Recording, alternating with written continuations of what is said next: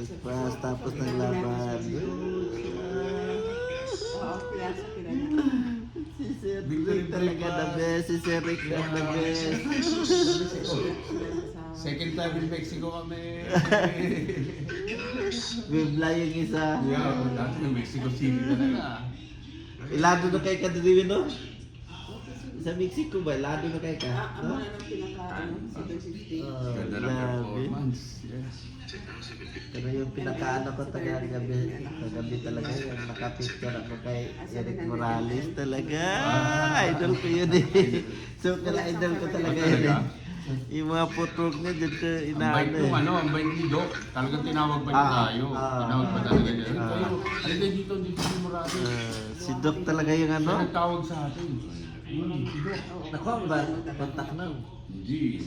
Gusto ko Sabi yun. niya sa akin, kung may problema daw, tawagan daw siya. Sabi, bay, ako natin yun. Oo.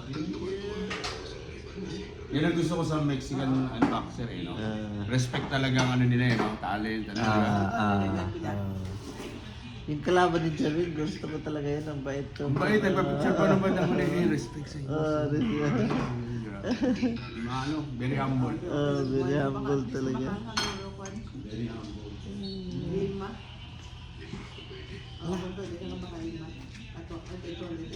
Ngayon yan? Ngayon yan? Replay yan. Ay, di yung linggo eh. Ngayon yan.